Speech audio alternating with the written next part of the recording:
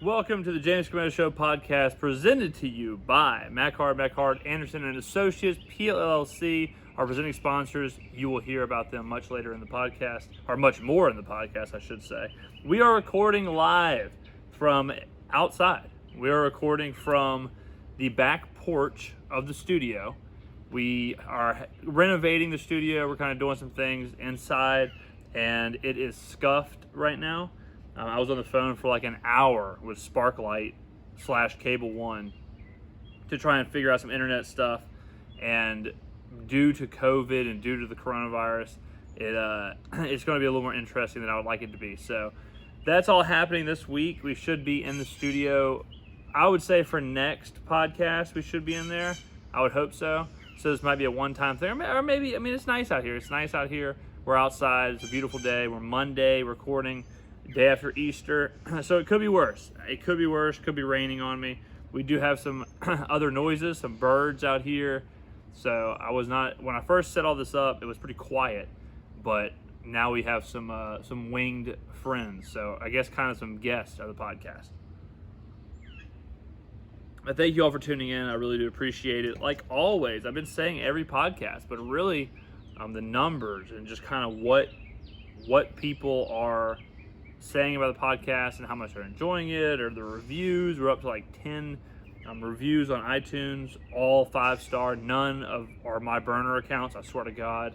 So that kind of stuff is what keeps me doing this. I mean, bottom line, we've been doing a podcast for a long time, and we preach that we have the best podcast, and the fact that people are starting to listen on a routine basis and let me know that. Yeah, it's very, very much appreciated. I really can't express that enough. So if this is your first podcast or your 10th podcast or your 5th podcast, doesn't really matter, but thank you. And if you haven't reviewed on iTunes or Spotify or wherever you're listening, or if you watch on YouTube, then, well, if you do listen on iTunes, I guess this whole beginning part doesn't really make sense, because you probably have never seen the backdrop, but normally we have like a little gray wall, black desk, salt lamp. I should have brought the salt lamp out here. I don't have the salt lamp out here.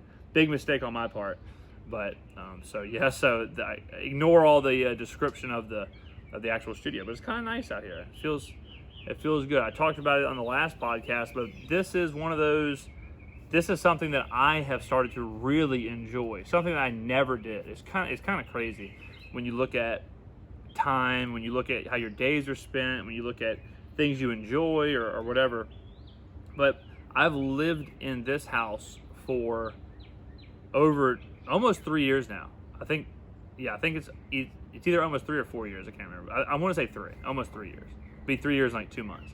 And there were times where I did not come out onto this deck or the backyard for months at a time, because I was always traveling, or I was at work, or I was commuting, or I was just in a hustle and bustle of life. And now I come out here at least once a day, and usually to drink a cup of coffee, usually to read a little bit.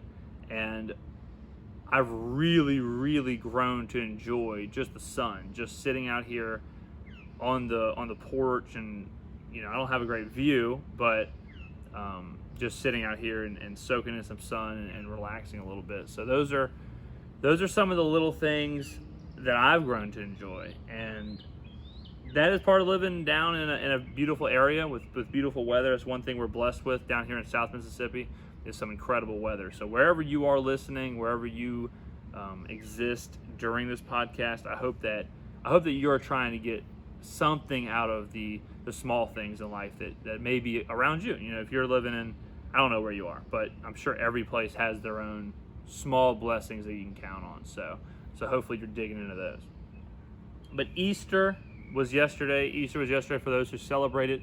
For those who do not, our demonic friends who have committed to an eternity of being licked by the flames of damnation. If you are one of those people, hey, no judgment here. Not at least for me. You'll be judged.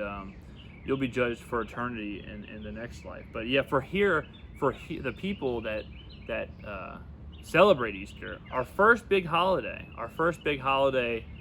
And obviously that was a joke, guys. We don't need to get into the religious thing too much on the podcast. That's another topic for another day. But I'm a big fan of believing that, hey, it doesn't really matter what religion you believe in, it just as long as you're a good person. So yeah, that was a joke. But the Easter, what a day, man! What a weird day. Mine was probably weirder than yours, but just the idea of Easter, the first big holiday for the coronavirus. And up until now, it's just been kind of every day's been every day, right? Monday's been Saturday, Saturday's been Wednesday. It doesn't really matter what day it is because they're all the same. But the holiday, for me, that's when I really kind of was like, man, this is different. And to give you a snapshot into my life, I have a huge family, and we celebrate every holiday, and we celebrate with a big family. And I have seen a group of my cousins and my aunts and my uncles and my grandpa. I have seen them every single holiday of my life. I have never gone a holiday without seeing them. I've never gone a birthday, any of that stuff. So Easter is one of the big holidays, I would say. And when I realized, like, hey, we're not doing anything. We're not doing the family thing. We're not doing any of that stuff. I went to my parents' house because that's the only place I've been going is my parents' house. They're quarantined. I'm quarantined. But I go up there and hang out with them. So when I realized, like, we weren't going to do anything, it was sad hours, man. It was sad hours. And I thought about it with me, but I also thought about it with my mom because it's her sister is who, like, the group of cousins and all that stuff. So, and I asked her, and she's the oldest. And I asked her, when's the last holiday you remember not being with your sisters, or at least your sister? And she said, and she thought about it, and she said, never. This is the first one. So for me, I'm talking about 26 years of really remembering these holidays and all that. But for my parents, I mean, you're talking about 50 plus years of tradition being kind of put on hold for the coronavirus. So it was an interesting day. It was sad to not be around family and all that stuff, but at the same time, I don't mind these kind of stripped down days where you're not caught up in the pomp and circumstance. You're not caught up in that. And it's a little different. And my Easter, I went, I hit rock bottom, really. I probably would say, I think I've said that, I think we've done 12 podcasts, and I've said that on like 6 of them, talking about me hitting rock bottom. So that tells you how coronavirus is going over here. But I was at my parents' house, and they were just kind of doing their thing. And I was watching TV, and Steel Magnolias came on. Now, I've never seen Steel Magnolias. And if you've never seen Steel Magnolias, I'm going to, spoiler alert, but it's 30 years old, so if you're getting spoiled by this movie, or by what we're going to talk about, it's kind of on you. I try and give people, my rule is, for a movie, I'll give you 2 weeks. For a TV show, I'll give you 24 hours. Bottom line. Movies are difficult because movies you have to plan. You got to take out like a small loan. You have to actually go to the movie theater, all that stuff. But for a TV show, you just got, hey, it's right there, binge it. But a movie, if you don't watch it in 2 weeks, I got nothing for you. TV show, you got 24 hours, nothing for you. So this one's 30 years, so you should be good.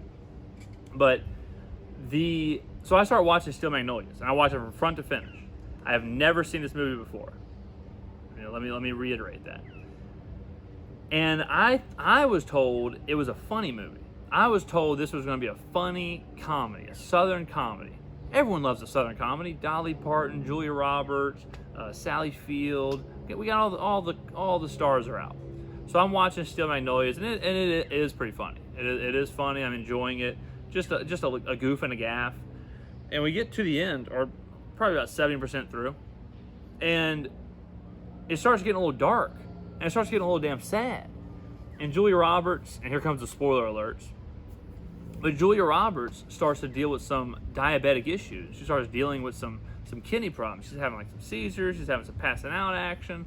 She wants to have a kid, so she has a kid. There's complications with the childbirth. She's dealing with that afterwards. The kid's a couple years old, maybe like 1 year old, 2 years old, something like that. However old when kids start walking. And he's bebopping around, and she passes out, and she goes to call the husband, and she never makes the call.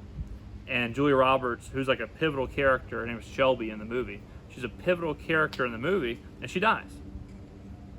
And the rest of the movie is Julia Roberts' mom, Emma Lynn. Emma Lynn is dealing with the death of her daughter, and all these friends are dealing with the death of Julia Roberts, and they're all dealing with this child, and what are they going to do with this child? The husband is dealing with losing his wife, and this has all become like really, really dark, really, really fast. So I'm watching Seal of Magnolias, which is already kind of sad for me on Easter, and I'm watching it, and I start thinking to myself, like, what's going on? I start to feel something going on. I'm like, what the hell is happening to me? What is this feeling? And like my face is getting kind of flushed, and like I'm starting to like my vision is starting to get kind of blurry, and I'm starting to kind of like my mouth is starting to get kind of tight, around like the edges. And I'm like, oh my God, I'm about to cry. And listen, okay? I'm not gonna lie to you guys. I would never lie to you. I'm not gonna lie to you here, guys. Between me, you, and the camera, if I wanted to cry, I could have cried for the next 3 to 4 hours after watching this movie. I was actively trying not to cry the entire probably last hour of the movie. Maybe not that long, maybe like 30, a good 30, I'll tell you that much. A good 30 minutes of the movie, the final 30, I was actively thinking of things to do. In my mind, I was forcing myself to not cry. That's where I was at. I was looking around the room. I was like looking on my phone. I was pulling up like funny I was doing everything I was eating pretzels, like whatever I could do, doing push-ups, anything that I could do. But my eyes were just tearing up. They were welling up in it looked like I was underwater. And I'm not a big crier, not to be that guy. I don't do a lot of crying. Some movies get me. 90% of the times I've cried in my life have been during movies. Armageddon is one that got me. The worst, Fox and the Hound, when I was a small child. I had to get picked up and brought home from daycare or kindergarten or first grade, whatever it was. And because of Fox and the Hound, that was a tough day for my dad. He had to come. It was like we were in like an auditorium. We were like an auditorium style room, and this had to be kindergarten. I want to say it was kindergarten, and we were in like an auditorium style room. And it was like a celebration. It was like, hey, everyone's been really good in school. We're gonna watch a movie. So we start watching Fox and the Hound, and I didn't like that very much, and so I was just bawling. I was just boo-hooing, crying. And you're a kid, you're in kindergarten. You don't even know what you're crying for, but something is triggering you in your mind. Something is triggering what's happening. And I cried so hard that the teachers came and scooped me up out of the row of seats, came and got me out of the row, called my dad. He had to come. They could, think about that. Okay, I wasn't injured. I wasn't in trouble. I wasn't doing anything wrong. But I was so in tears. I was so upset that I couldn't even remain in the building. I was so upset that they couldn't even allow me to be around other children. My sadness was disrupting the school. So they called my dad, and I can see it. It's so crazy because with your childhood, there's some things where you absolutely do not remember. Right? If you told me like, hey man, what'd you do for your 8th birthday? It's like, I have no clue. If I saw a video, maybe I can start putting some pieces together off the top of the head. I have absolutely no clue. But I can see this day so perfectly. I can see this day absolutely perfect. And I remember the shirt he was wearing. He was wearing like a baby blue shirt. He had a mustache. I'm there. And I remember he walked in, and we were still in the gymnasium, and he came in. He got me, and we got out of there. And I was just walking back to the car with my head down, kind of like, damn, man. why couldn't we watch something else, man? Why couldn't we watch any other movie? You know, we had to watch that, and that was a tough one. The worst when I was older, when I was an adult, was Marley and Me, and I don't know. I did not see this. I mean, I told you guys, we don't edit, we don't write most of these podcasts. It's just, you know, I mean, that's just part of being the best in the business, just being able to sit down and do this with an open mic. And I definitely didn't expect this to be the first little bit of the podcast. But I was in Natchez for my college girl. I was at my college girlfriend's house, and this was like one of the first times I had met her mom. And we dated for a few years. And we went to the movies, and we went and saw Marley and Me. And it's me, my girlfriend at the time, and her mom. And we're all sitting there, we're chilling, all good, not a big deal. And we're watching the movie, and I start to feel it. And I start to kind of get, oh man, here it comes, you know. But I should be able to fight it off. We should be okay. And I had a bucket of popcorn, and when the waterworks started, I was crying so hard that it was one of those cries where you got snot coming out and going into like your bucket of popcorn. There's tears racing down your face, and you're making this noise like that. Like you're also hyperventilating. You're crying, but you're also like sucking in air. And I had to excuse myself. I had to go get my life together and clean myself up in the bathroom. And so for the last 15 minutes of Marley and Me or whatever, I was drying myself down and then just kind of hanging out in the lobby waiting for them to come out. Because you can't go back. Like once you leave a movie for crying so hard, you can't go back in the movie, right? You can't be like, hey guys, I'm going to take 15 minutes, go to the locker room and try and get myself together, then I'll be back. You just got to be like, you know what, this got me. If you have to leave a haunted house because you're too scared, you don't finish the haunted house. You have given up. You have quit. And that's how this was. If you have to leave a movie because it's so sad or you're handling it so badly, you got to just go. You got to just stay out. Try again a different day. Start from the beginning. Try again a different day. But yeah, so Steel Magnolias, super, super, super sad. If you've never seen Steel Magnolias, it's a really, really good movie.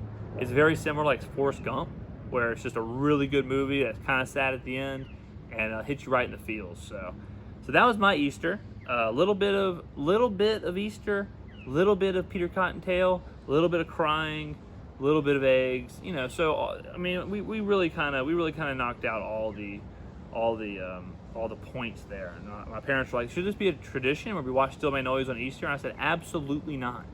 If this becomes a tradition, I'm gonna be in a psych ward. I'm not gonna have the emotional ability to handle this every single year.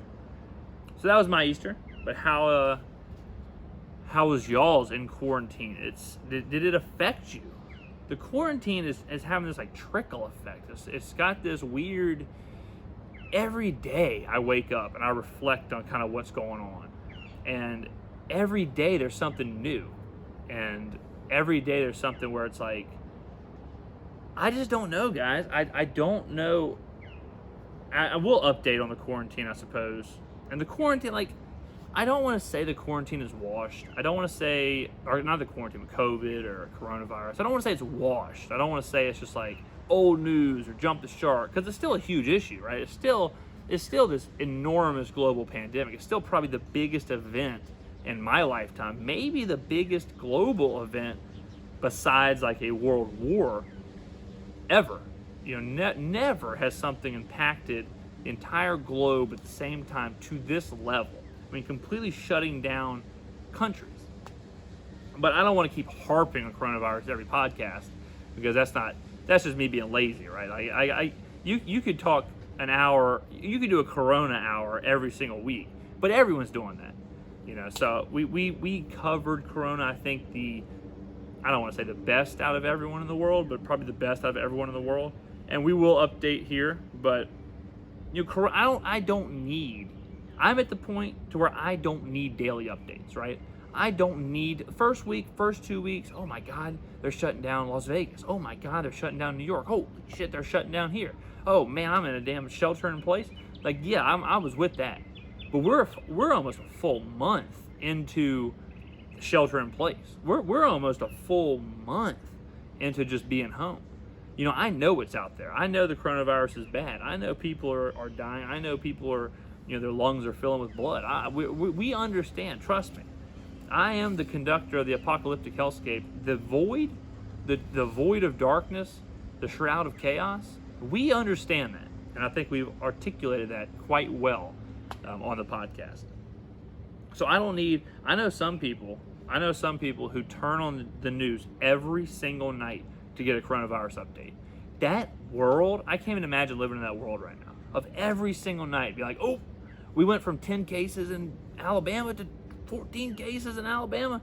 Like, I don't need that. I don't need to know there's 8 new cases in Mobile County. I don't need to know there's 20 new cases in Louisiana. At this point, it's like, it's here, it's running amok. Let me just kind of know when we're on the downslope. That's kind of where I'm at with the coronavirus. But one new wrinkle, a fun new wrinkle that I've seen recently, and this is going to be controversial yet brave, like most things are here. And if you see me looking down at the laptop, I'm looking down at the audio levels because I'm curious when I hear like birds chirping or leaves falling, or I know there's wind out here. I'm interested how it's handling on the levels. So if you see my Rain Man eyes go to look down a lot during this podcast and not at the camera, I'm looking at the audio level. So that's part of the behind the scenes. That's what we call in the business how the sausage is made. So because it's a one-man team here, well, we're doing the producing while also doing the podcast. So another wrinkle of why you're listening to the best podcast on earth. But one fun thing that I've seen recently with the coronavirus is now I see people, and some have started to pop up in my neighborhood, on my street, these a hero lives here yard signs. Now look, I'm not really totally sure what these yard signs are for. I'm not going to say that I don't think nurses and doctors and people in healthcare aren't heroes. I think they are probably heroes. But where do we draw the line of, like, what are they doing there? Why, what is that? Do we need to put yard signs in every firefighter, police officer, military member, single mother? Like, all those people to me are heroes. All those people those groups are heroes. So does everyone just get a hero sign in their yard? I mean, at what point, and then it's also like, isn't that what Facebook and Instagram is for? Like, do you want me to go like your yard sign? Like, I totally get if on Facebook or Instagram you're sharing pictures like that. You share a picture that says, you know, I'm a hero, basically. And yeah, get your likes, get your dopamine fix. Look, clout is king. We get that. I subscribe to the Church of Clout more than anybody on earth. But I don't understand what I'm supposed to do with your yard sign. When I drive by, and there's one on my street, when I drive, if they're outside, they may actually be listening to the podcast. They're only like 2 houses down. But if I'm driving by because I don't have one in my yard, I'm no hero. So if I'm driving past your hero sign, and I get to my house, am I supposed to just be like sulking? Am I supposed to be in my room just like, damn, you know, he's a hero or she's a hero, she's out there saving lives. What the hell are you doing? You know, I just get back from like the gas station or something, or I just drive around a little bit just to get outside. And it's just like, well, you know, like, I'm not a hero. Why am I not a hero? What am I doing with my life? Is that what I'm supposed to feel? Is that what they want from me? Is that what these nurses and doctors, is that what they want? They want me to have trouble sleeping at night because I'm not a hero? Do I need to do something heroic? Do I need to go set like a building on fire on purpose just to go into the building and rescue people so that I can get a hero sign? And that's another thing. Like, who's making these hero signs?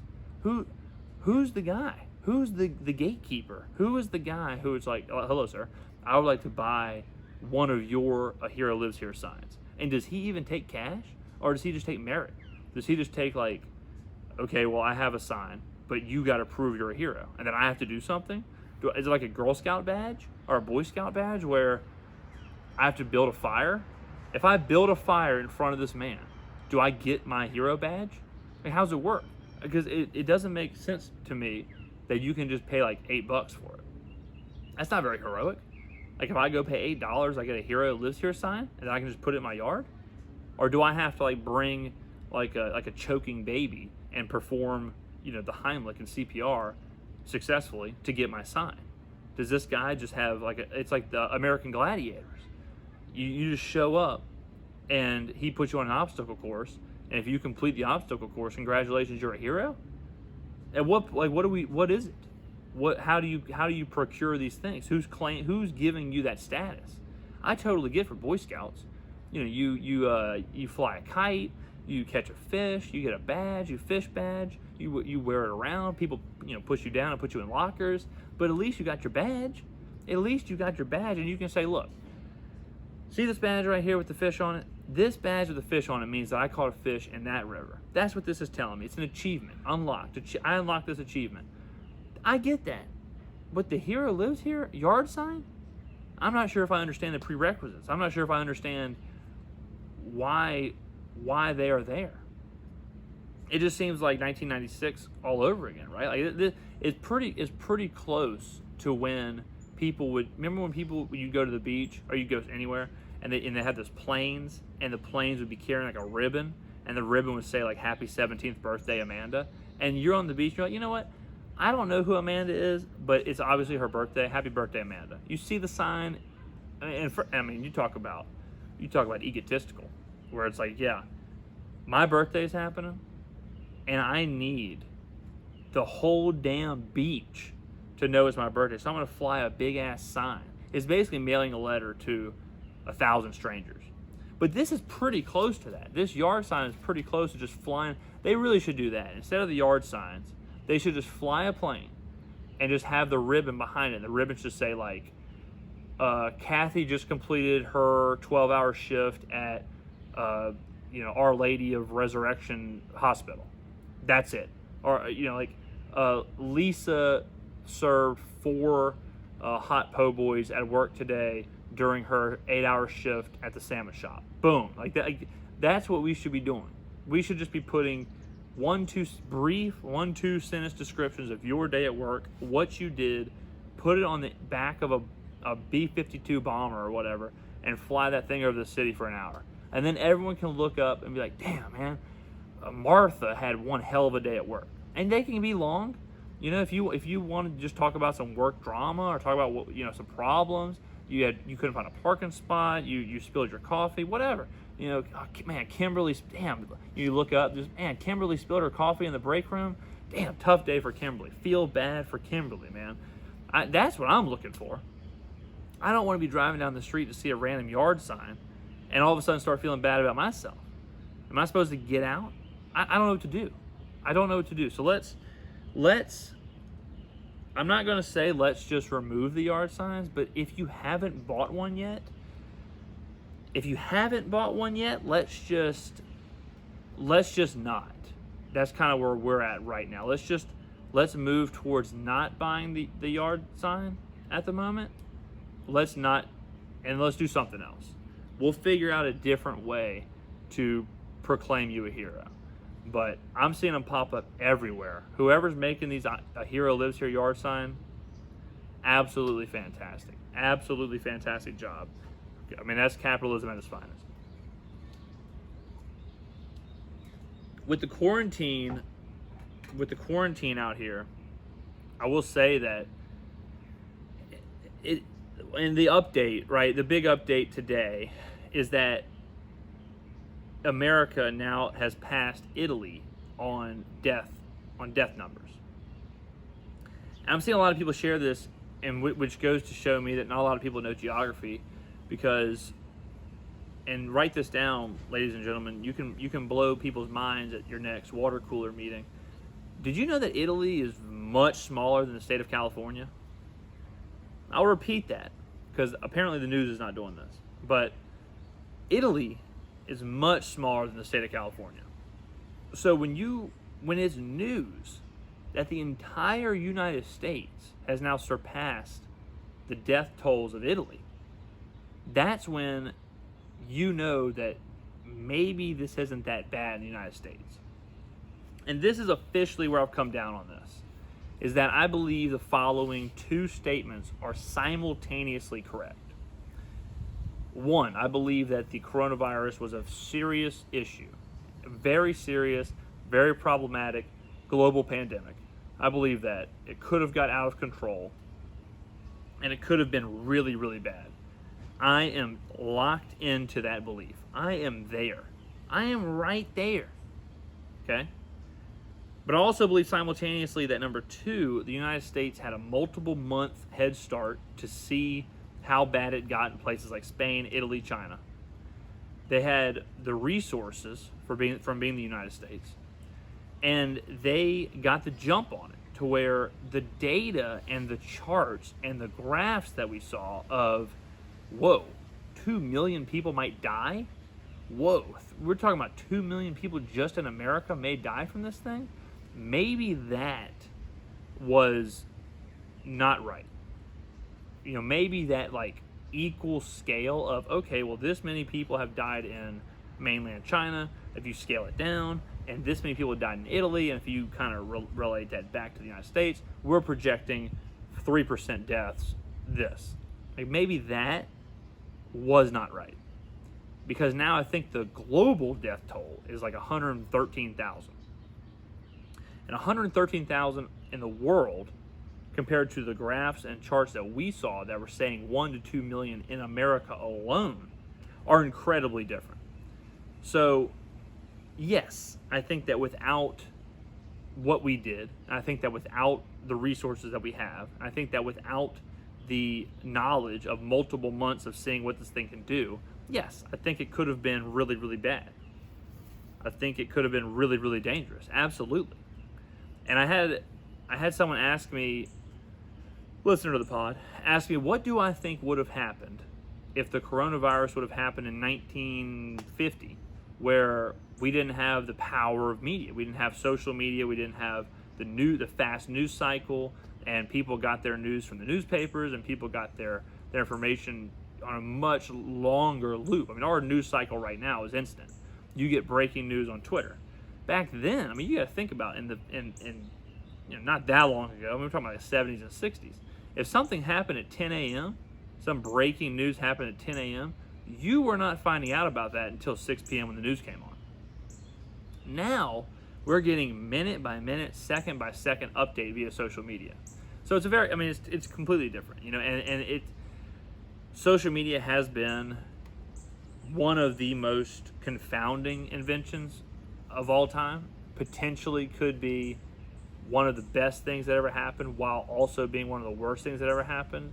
And when I say social media, I mean the internet. I mean the whole kit and caboodle. I mean, you know, Google. I mean Twitter, Facebook, Instagram, everything. Ask Jeeves, put it all together.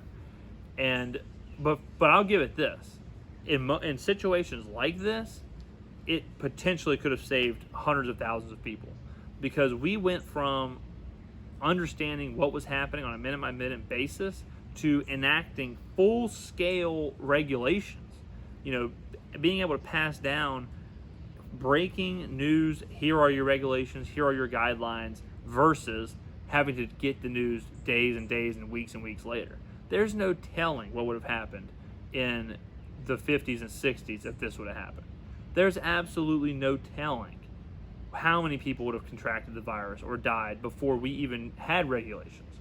Whereas here, it was all done within a matter of, 50 days, 60 days, which is pretty incredible to go from just hearing about it, understanding it, making regulations, enforcing regulations, and moving forward.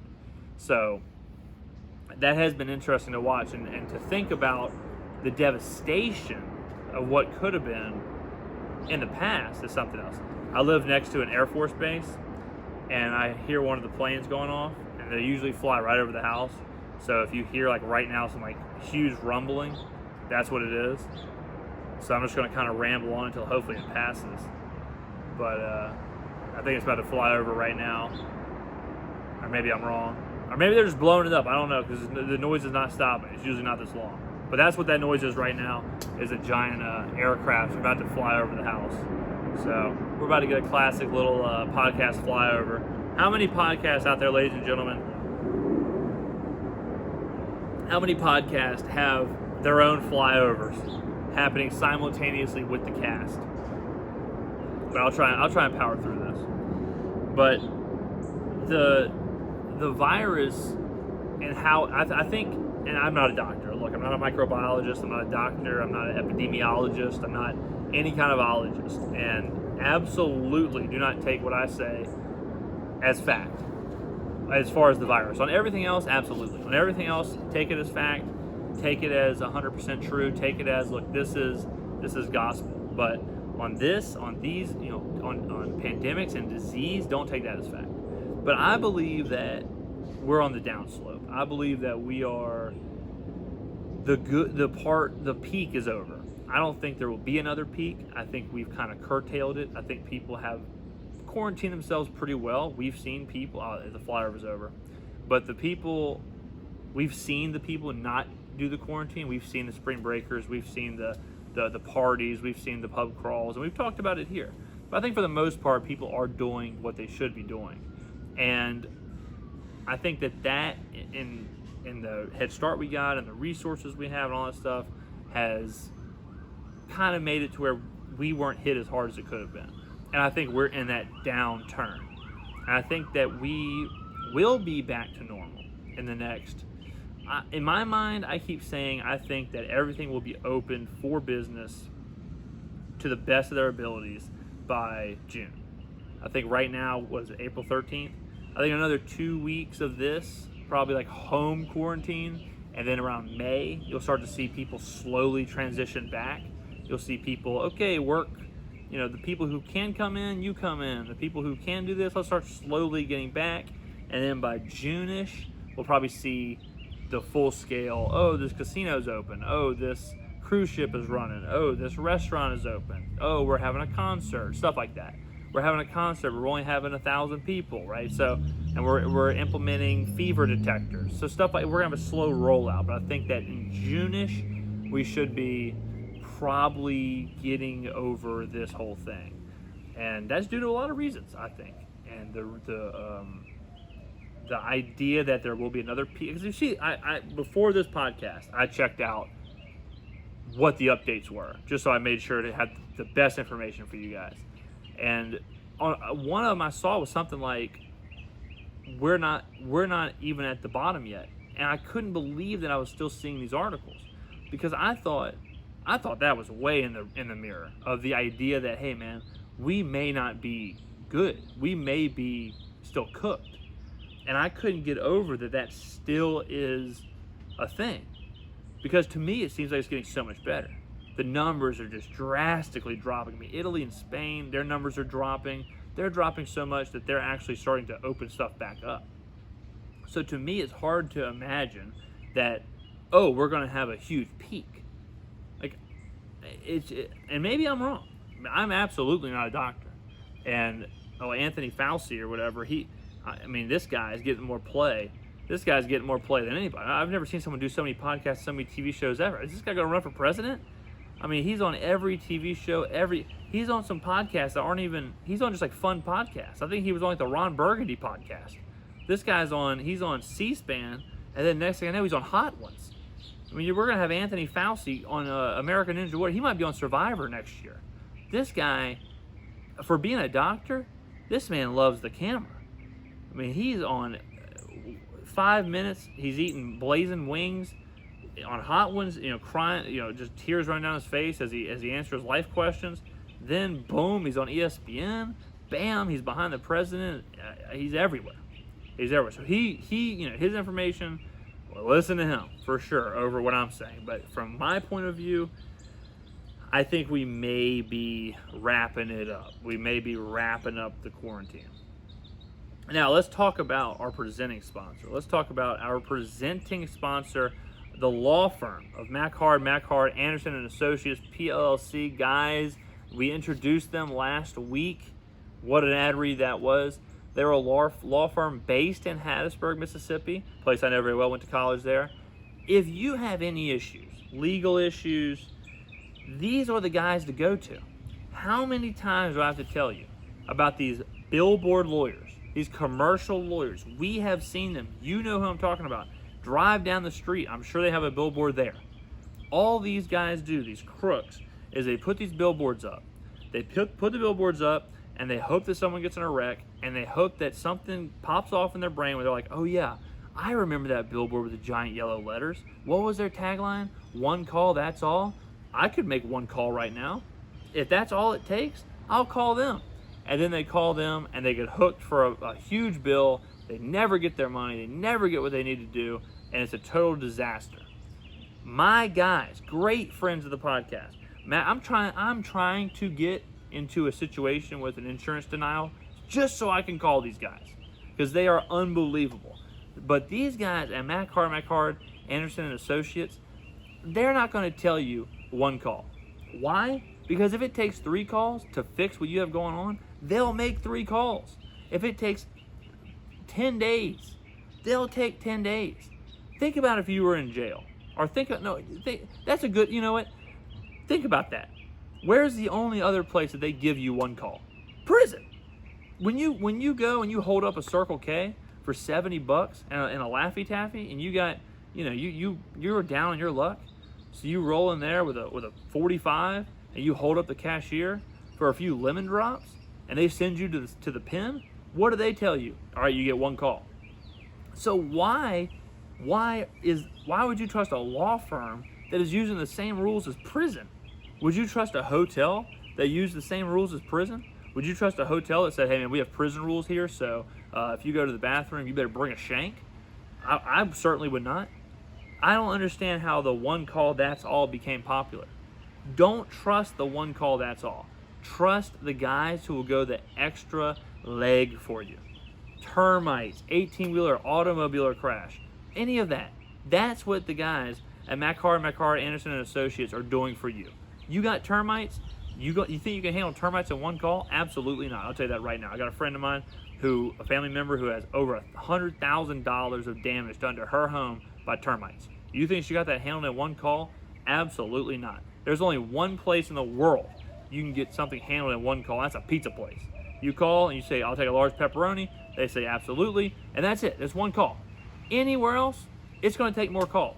And if it's taking less than one call or less, then it's probably not that big of a deal. Your life should be a bigger deal. Your well-being should be a bigger deal. Your safety should be a bigger deal. And the well-being of your family should be a bigger deal. For God's sakes, contact my guys at Matt Card, Anderson and Associates with any of your legal needs at 601-450-1715, or go to their website at MacHardLaw.com. That is spelled MCHARDLAW.com. Ladies and gentlemen, tell them that James sent you. Tell them you heard of their services here on the James Skrmetta Show podcast, and you will be moved straight to the front of the line. You won't get 10% off. You won't get 25% off. You won't buy one, get one free, but you will get the red velvet carpet rolled out for you, and you will get the best possible treatment if you tell them you heard about the services here on this podcast. Finally, guys, think about this. They are the single, only law firm in the state of Mississippi to be handing out or to be working for 7-figure settlements. So don't listen to these clowns out there who say, hey, one call, that's all. We got you there, boss, when they're giving you 1-figure, 2-figure, 3-figure, negative figure settlements. Because think about it. You pay them, you get a bad settlement, you still got to pay the bills, you come out on the bottom. And you don't want to be on the bottom. Trust me. Don't ask me how I know. But trust me, you don't want to be on the bottom.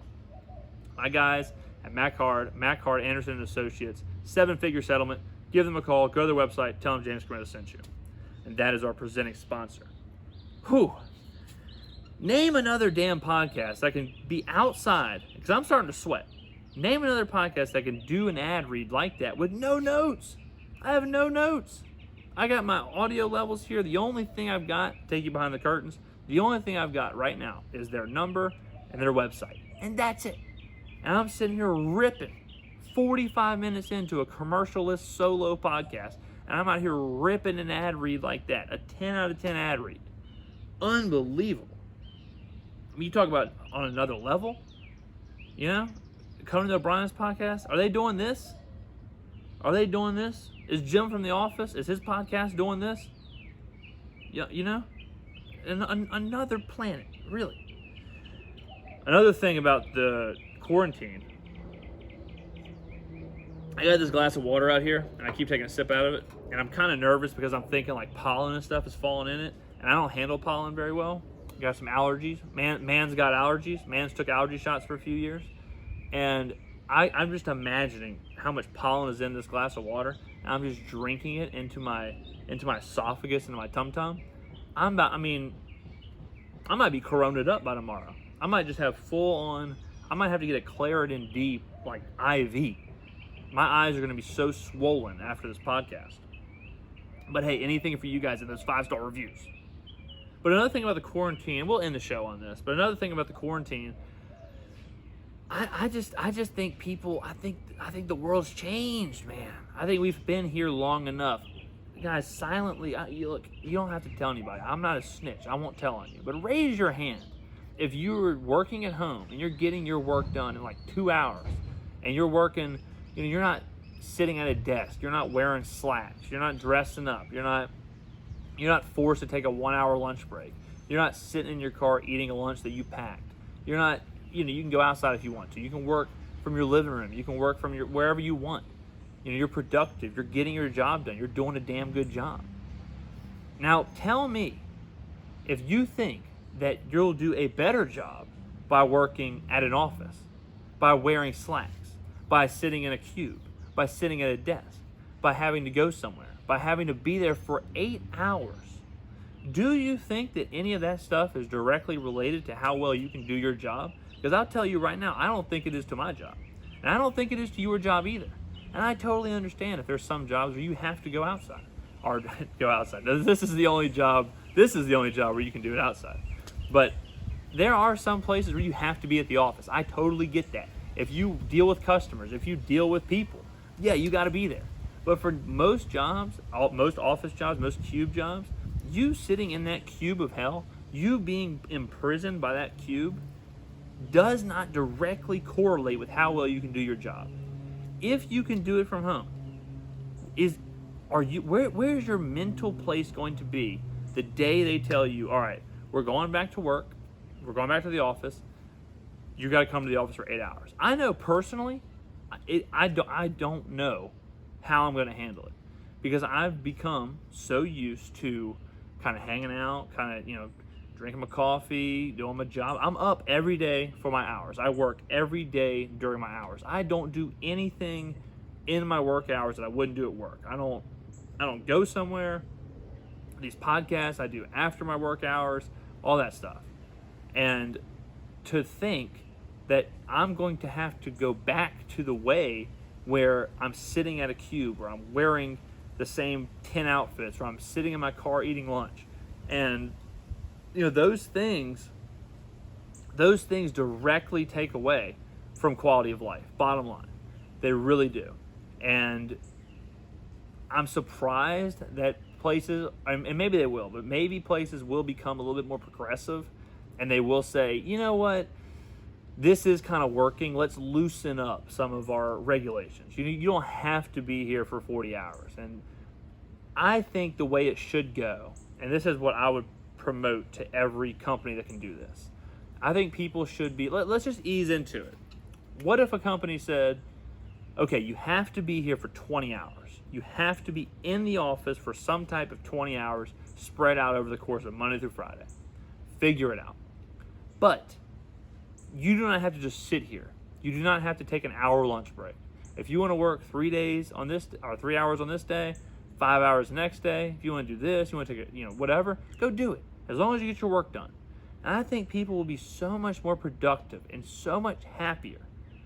And it just seems like office culture would be better. What they have to pay for an office, have to pay for all that stuff. Like, it would just reduce all that. So I'm surprised, and it is a really progressive idea. It is an incredibly progressive idea, because when we were children, we were taught very young that we need to be in a place every single day for a set number of hours, and we have to watch the clock, and the clock is king. I mean, you think about school. From when you go to school, from when you go to work, you're doing the same thing. You're waking up, you're putting on a uniform, even if you don't wear a uniform to school, like an actual uniform. Your work attire is your uniform. Anything like that is a uniform. Just because it's not blue khaki shorts and a white polo, like your private schools. Just because it's not that doesn't mean it's not a uniform. So when you're trained from such a young age to go sit at a desk, we're talking like first grade, second grade. You got the same desk every day, don't you? You wear in the same uniform every day, pretty much. You're eating the same rotation of things every day. And who can tell you when to do stuff? That clock. Ooh, it's 1 o'clock. Here's a bell. Go to your next class. Ooh, it's 2 o'clock. Here's a bell. Go to your next one. You ain't leaving the premises until 2:45 or whenever your school gets out. And the next day, you got to be here at this set time. Then you graduate school and you go to work, and it's the exact same damn thing. Here's your desk. Here's your uniform. Here's your lunch hour. The bell is that clock. And when that clock says 5 o'clock, go ahead. You can leave. I mean, think factories used to have whistles. The bell even transferred over to the workplace.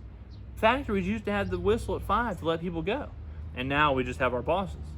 So at what point does that part of life kind of go away? Because for me, I hate sitting at a desk. I hate sitting at a cube. I'll be very transparent and very honest with you.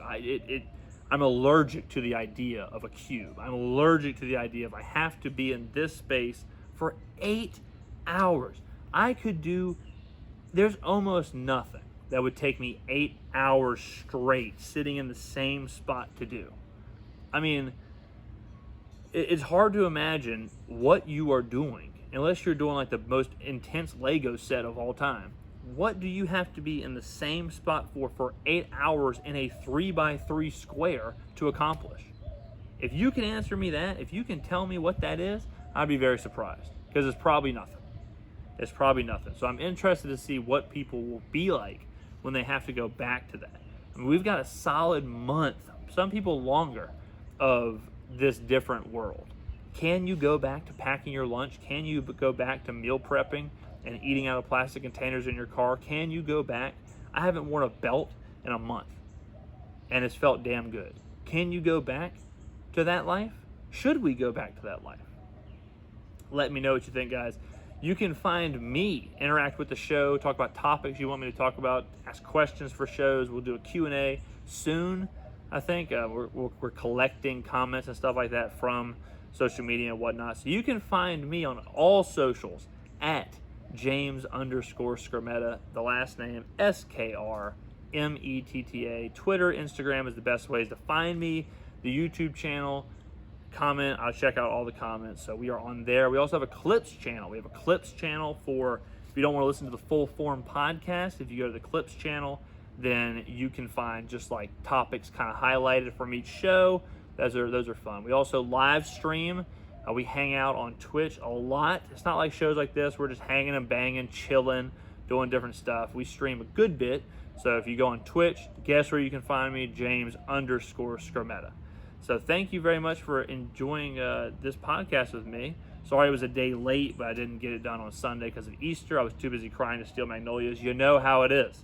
Guys, again, if you are just listening to the show, please tell your friends, share the show.